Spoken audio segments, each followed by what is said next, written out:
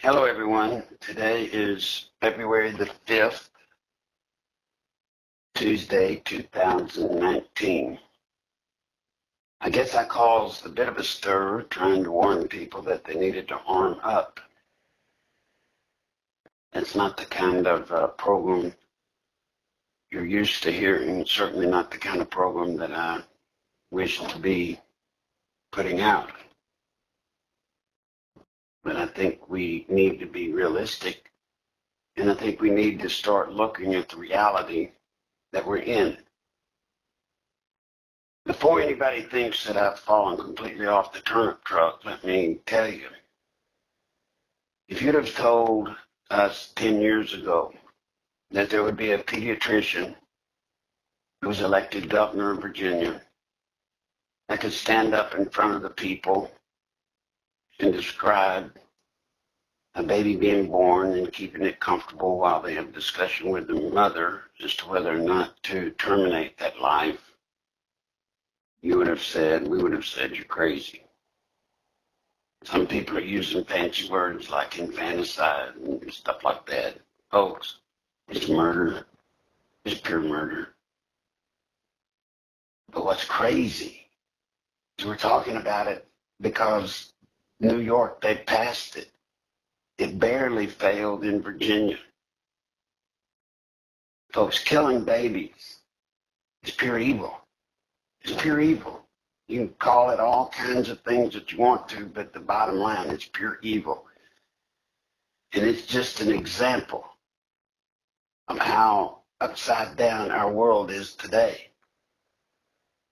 And what I want to talk to you about is the reality of what's going on at the southern border.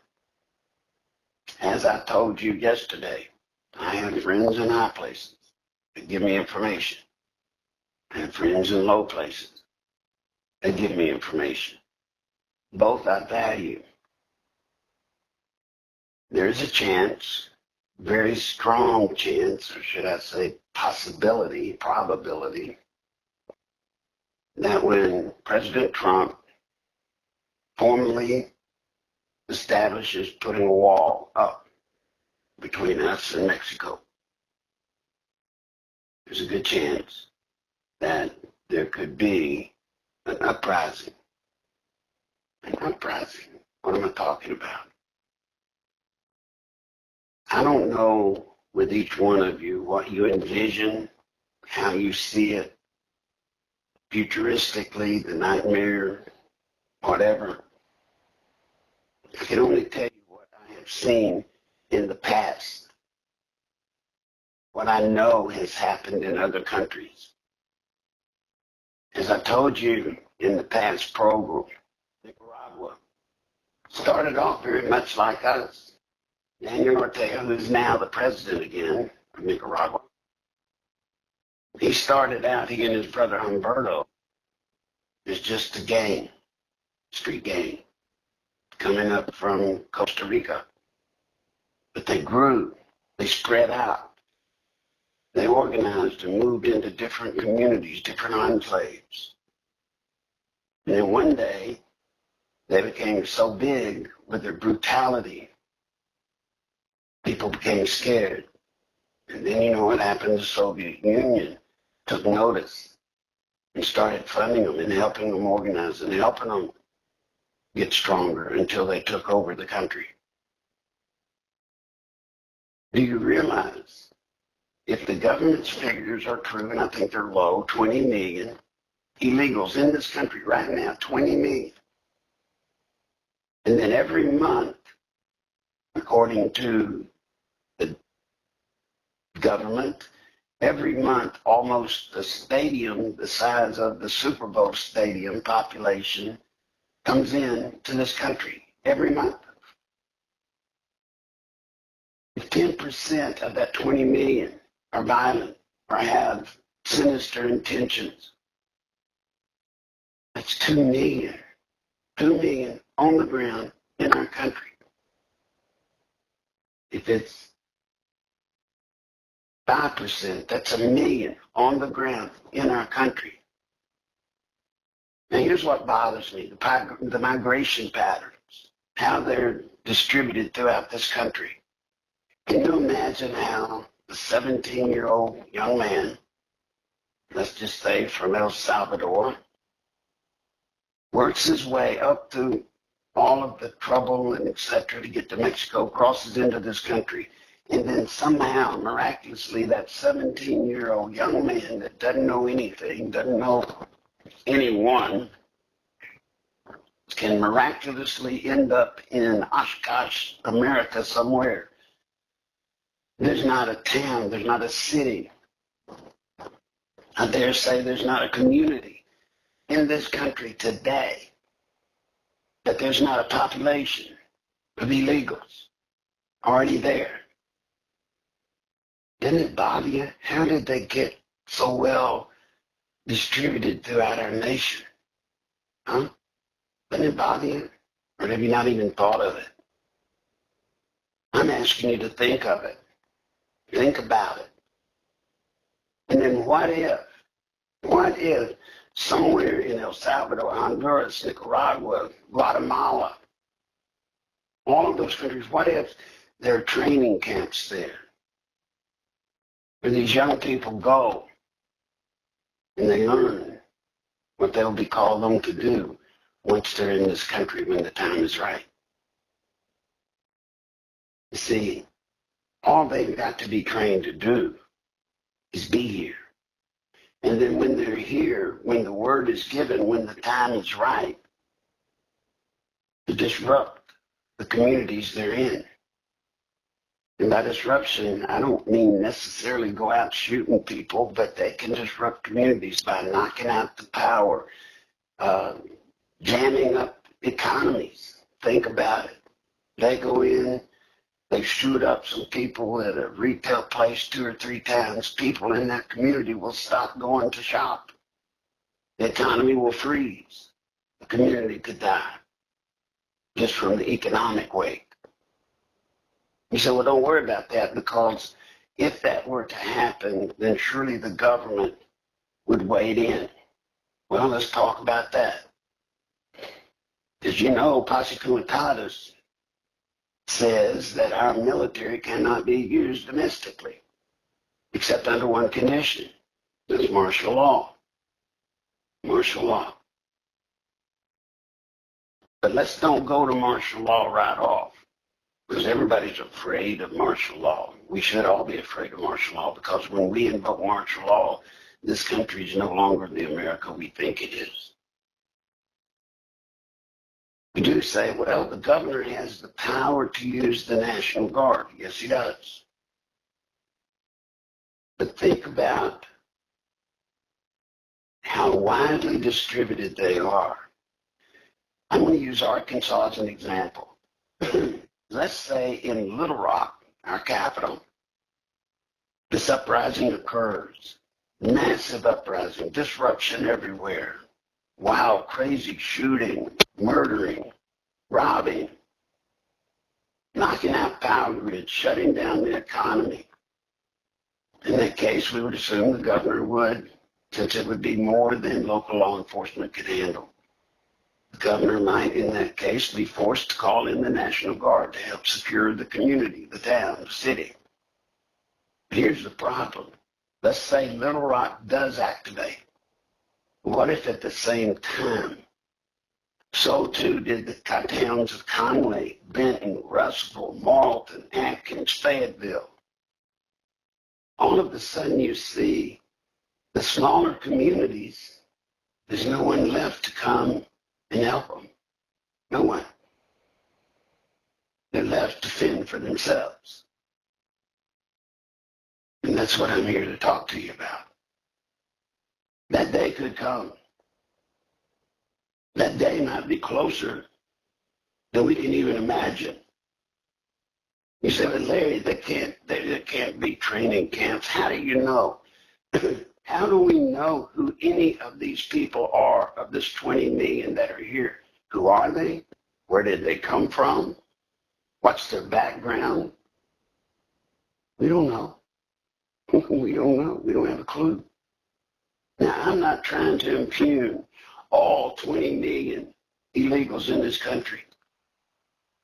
there are those, the majority, I'm sure, I hope, I pray, the majority, 90%, are here just trying to better their lives. But if there's that small percentage that's here under the cover of immigration and all that's going on, if there's this small percentage that are here that act as our enemy when the day comes, what do we do? Now, in Nicaragua's case, the Ortega brothers got big enough where the Soviet Union backed them. And they become powerful enough to take over the nation. Here, here it may be that MS-13 and the other gangs that have come up here from Central America and elsewhere, don't forget the Muslims, it may be that they're not supported by an enemy, major enemy of this nation. It may be. But they're certainly getting their attention. And what do we do if one day China or Russia, or even worse still, Iran, sees the opportunity to come in and help these gangs to destroy America from within? What do you do then? You think. And then, as I told you in the little scenario I laid out, it's happening everywhere. Too many for the National Guard to come in and protect. Your community may fall down to you. You protecting your family, protecting your property, protecting your community. I can see the day when we, citizens, armed, would serve as an augmentation to our local law enforcement. We'll all have to chip in. We'll all have to do our part. Our communities will indeed be destroyed. And with every community that's destroyed, the closer we come to our nation being overwhelmed. Every day we get closer, closer, and closer still. Now what if already they're being trained in El Salvador, Honduras, Guatemala? What if there are training camps down there taking young men, teaching them the fundamentals that they'll need, excuse me, to come here and disrupt wherever they are? What if that's already being funded and developed by, say, Iran? What if? It's pretty scary when you think about it. I think now you understand the urgency that President Trump is trying to bring forward to the country. Although I'm not saying he knows anything about what I'm talking about today and yesterday and we'll be talking about in coming programs. I'm not saying he knows about it. I'm sure if it exists, he does. But the point is, we can't necessarily do anything about the 20 million plus that are already here. But we can certainly slam the door on the hundreds of thousands a month coming in. It must be done. It must be done. Is it any wonder that drugs are coming in across that border at levels never seen before in the world? Is it any wonder? We've got an entire nation that so many are hooked on opioids and other narcotics that we're seriously injured right there. Can you imagine if the southern border was completely shut off and they stopped the flow of illegal drugs coming into this country? Can you imagine this nation into withdrawals? The number of people that would go into withdrawals. We are so exposed. If you close your eyes and think about this, it'll give you nightmares while you're awake. That's why I say we must be smart. Now, I'm not calling for us to go getting tough, acting like we're big patriots and get our guns and strap them on our hips and wave around and say, I'm a patriot, and, all of the big talk. I'm not saying that at all. I'm not calling for violence in any way. In any way. But I am asking you to search your soul and make the decision. Are you in a position to protect your family and your property and your community? If it comes to it, are you? Are you? Do you want this country or not? Do you want us to remain free or not? All of this junk out there by the Democrats talking about socialism. Our slogan must be, yours and mine, it must be never socialism. Never socialism. Not in this country, not in America, not now, not ever. But saying those words don't mean nothing if you don't mean it. So I'm telling you, you better get your guns, clean them, be safe with them, and be ready in case the day comes when your local law enforcement calls on you, or your local community or your local government call on you. It's not just the job of the police to protect the sanctity of the United States of America. It's not just up to the military. It's up to each and every one of us. You'll notice I left out the part about martial law. Tomorrow I intend to tell you what happens if we're forced to go into martial law. I'll give you this heads up. I want you to think about this. If martial law is inevitable, if it's going to happen, that means the president is going to have to take control of everything. Would you rather have President Trump in that position during martial law, or would you rather have, as an example, Barack Hussein Obama, or Hillary Clinton, or any of the 20 or 30 Democrats that are going to be running in the presidential race coming up in 2020? Who would you rather have in that seat if that day comes? Oh, Lord. This country needs revival. We need to reach down deep inside and ask God to forgive us all our sins. Ask God to forgive us as a nation for even allowing states to introduce legislation allowing the murder of babies. And I'm not talking about whether you're for or against abortion. I'm talking about the latest truth that's coming out. Now you're seeing them for what they are. They're talking about murdering babies as they're being born. It's murder. God surely frowns on us for that. Surely. So with this, I'm going to tell you tomorrow, we're going to talk about what happens with martial law.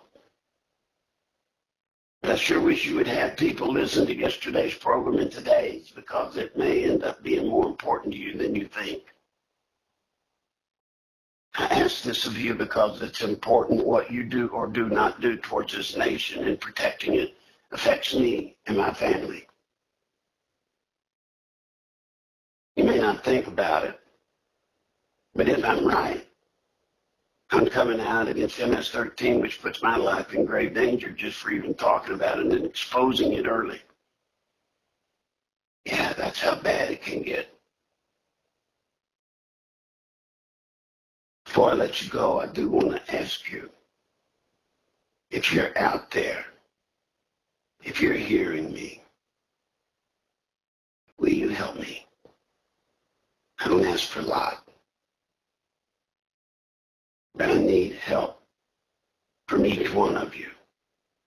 Can you please go to my PayPal account at nicholslive@aol.com, nicholslive@aol.com, and send what you can immediately. Immediately, I need it desperately.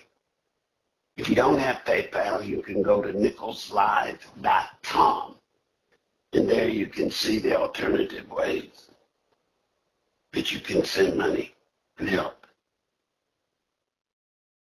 I don't like begging you for money. I don't like begging you for help. But I have to. I just have to.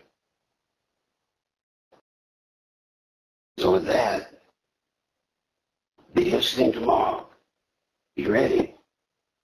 I'm going to tell you what happens if we have to go to martial law. It's not pretty. Never socialism. Never socialism.